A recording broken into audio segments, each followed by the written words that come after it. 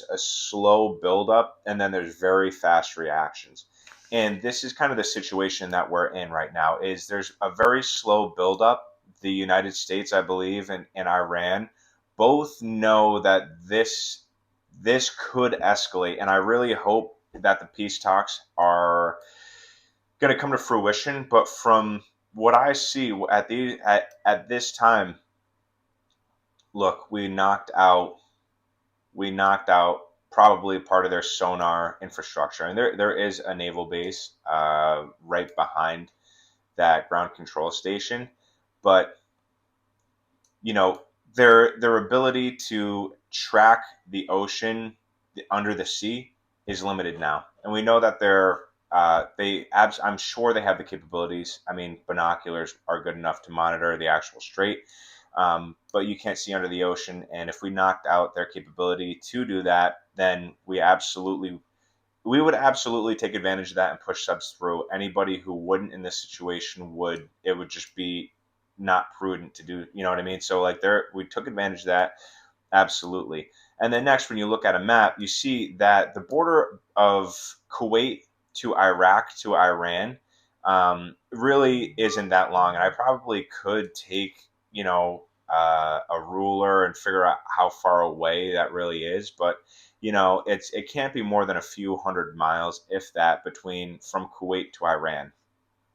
So, we're looking at, you might as well disregard Iraq completely.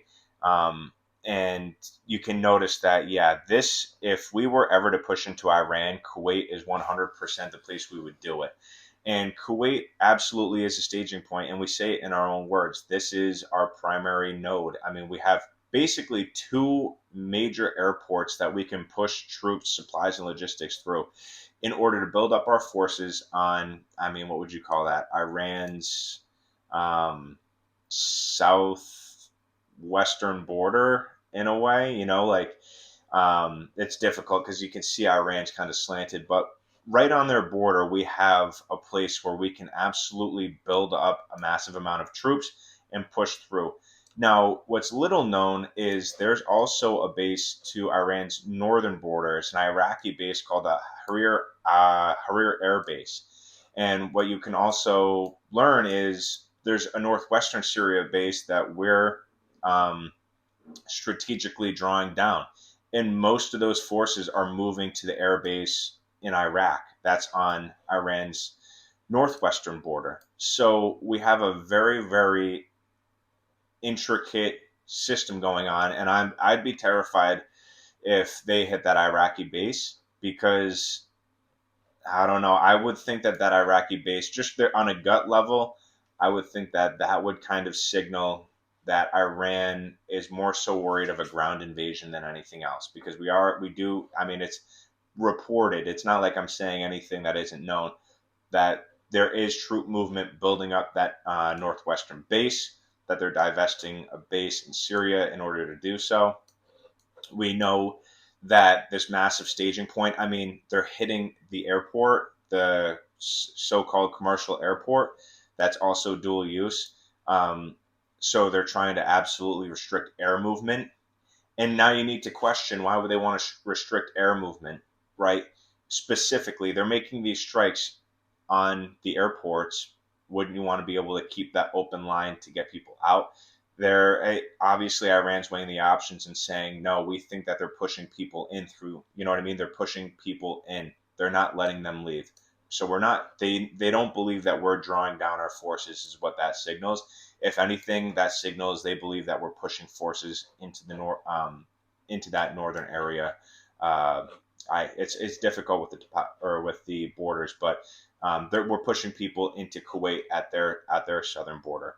So that seems to be what Iran is hedging. And now we also know why did we hit their radar station? And we know we have submarines in the area, so why did we hit their radar station? So, I mean, when you look at these strikes, there's conclusions that you can draw from this, and I, it's one of those things. They probably want it's pray for peace, prepare for war.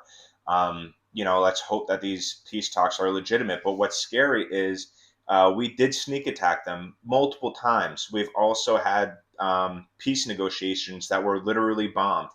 So Iran really can't trust anything. And obviously, the global narrative has been split between what they're saying and what we're saying. In the global narrative, they are like the West can't allow for warmongering. They, you know what I mean, because we've lobbied against it so long. We've always had a thing against war. Everybody in the world and through history has had a thing against warmongers. And if we're seen to be warmongering Iran, then that's a huge problem for us politically. So we need to kind of say, hey, we're in peace negotiations while we slowly, it's just a very slow sinking in of a knife, it seems, that we're building up our strategic will. And yeah, I think that as we stand right now, there's probably submarines in the Persian Gulf. And we're probably attempting to ramp up troop movement via air into that that southwestern staging point of Iran. So that's what I would gather. But what we're going to get into next, kind of, is how this blockade is positioned very briefly. Actually, I think we already went over that, but there is one thing that everybody should be aware of when we're talking about this, and this will be the last little bit about our position, you know what I mean, our position in the Middle East, and that is our ace in the hole. So, this was, I found this interesting when I was going through the research of this. What you can see here is Diego Garcia. And now this is one of the most important, it's so far away, but it's one of the most important positions that we have in the middle, or in regard to the Middle East. And this is where we have a strategic, basically bombing encampment.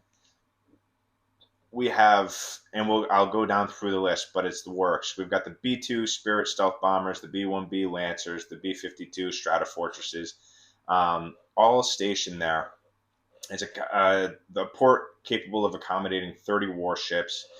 I even have a note here. It is irreplaceable as a long-range bomber staging platform, and it's out of Iran's conventional strikes. So it's out of range of Iran's conventional strikes, but we are completely in range to fly over nuclear capable bombers.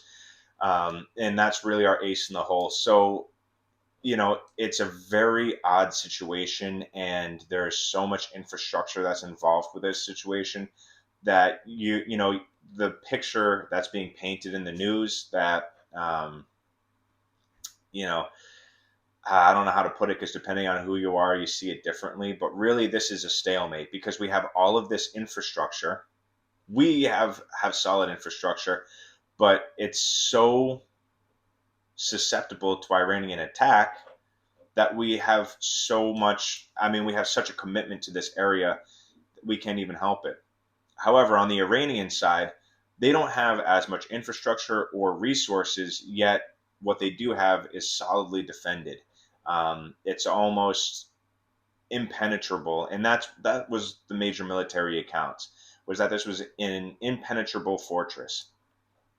So, where we go from here, I don't know, but from what I see, I really hope that these negotiations go well. I don't think they will.